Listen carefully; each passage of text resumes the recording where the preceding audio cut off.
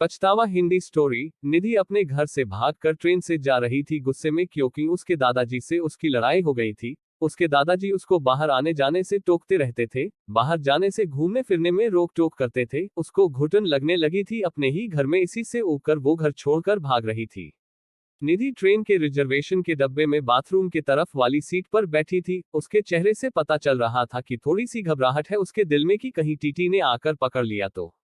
कुछ देर तक तो पीछे पलट पलट कर टीटी के आने का इंतजार करती रही। शायद सोच रही थी कि थोड़े बहुत पैसे देकर कुछ निपटारा कर लेगी।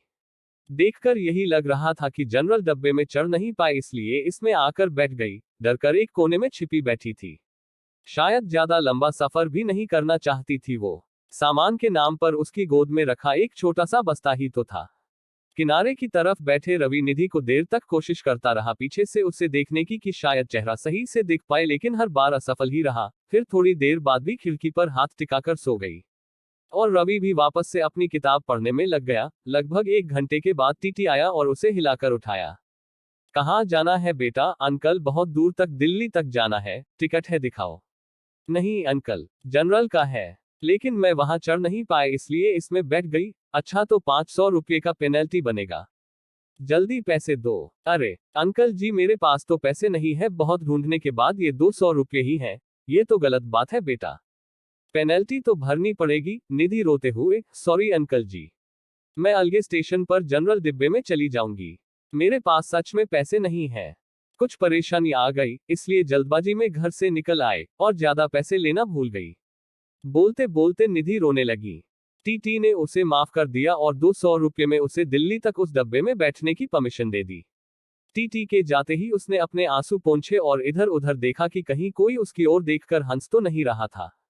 थोड़ी देर बाद उसने किसी को फोन लगाया और कहा कि उसके पास बिल्कुल भी पैसे नहीं बचे हैं, दिल्ली स्टेशन पर उससे मिलने आ जाओ। वो किसी लड़के को फोन कर रही थी, पैसे लेकर आ जाओ, मैं घर से भागकर आई हूँ, अब मैं आजाद हूं अपने घर वालों की किचकिच से, अब तुम्हारे साथ सुख से रहूंगी मैं। निधि की बातें सुनकर रवि के मन में उथल पुथल हो रही थी। न जाने क्यों उसकी मासूम चेहरा देखकर उसकी तरफ खिंचाव सा महसूस कर रहा था। दिल कर रहा था कि उसे पैसे दे दूं और कहूं कि तुम परेशान मत हो और रो मत। लेकिन रवि अनजान था के लिए इस तरह की बात सोचना थोड़ा अजीब था। उसकी शक्ल से लग रहा था कि उसने कुछ खाया पिया नहीं है शायद सुबह से, और अब तो उसके पास पैसे भी नहीं थे। बहुत देर तक उसे इस परेशानी में देखने के बाद रवि ने कुछ उपाय निकाल लिया जिससे उसकी मदद कर सके और फ्लड भी ना कहलाए।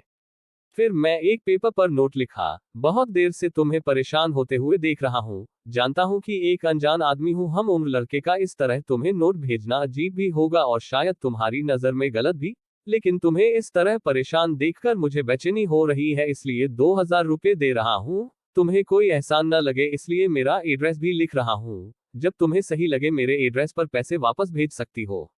वैसे मैं नहीं चाहूंगा कि तुम वापस करो। एक चाय वाले के हाथों उसे वो नोट देने को कहा और चाय वाले को मना किया कि उसे ना बताए कि वो नोट रवि उसे भेजा है। नोट मिलते ही उसने 2-3 बार पीछे पलट कर देखा कि कोई उसकी तरह देखता हुआ नजर आए तो उसे पता लग जाएगा कि किसने भेजा। लेकिन रवि ने तो नोट भेजने के बाद ही मुंह पर चादर डालकर लेट गया था। थोड़ी देर बाद चादर का कोना हटाकर देखा तो उसके चेहरे पर मुस्कुराहट थी। लगा जैसे कई सालों से इस एक मुस्कुराहट का इंतजार था। उसकी आंखों की चमक ने मेरा दिल उसके हाथों में जाकर थमा दिया। फिर चादर का कोना हटा हटाकर हर थोड़ी देर में उसे देखकर जैसे सांस ले रहा था, लेकिन एक चिंता थी कि लड़की घर से भाग रही है, इसको रोकना जरूरी है। ट्रेन निधि उतरी और शायद उस लड़के को ढूंढ रही जिसके साथ भागने के लिए आई थी। रवि से रहा नहीं गया, वो भी ट्रेन से उतरकर निधि के पीछे थोड़ी दूरी बनाकर चलने लगा। करीब 2 घंटे लगातार ढूंढने के बाद भी वो लड़का नहीं मिला। निधि अकेले अनजान शहर में स्टेशन पर बैठ रोए जा रही थी। बहुत देर से खुद को रोके हुए रवि से रहा नहीं गया और निधि के पास जाकर बोला, क्यों रो रही हो? मैं काफी देर से ट्रेन में भी आपको देख रहा था, आपको कोई परेशानी है क्या? निधि रोते हुए बोली, मैं घर से भाग कर आई हूँ, वहां मुझे आजादी नहीं है अपने तरीके से जीने की। रवि ने समझाते हुए बोला, आप घर से भागकर किसी लड़के से शादी करने वाली थी ना? निधि, हाँ, लेकिन वो आया नहीं।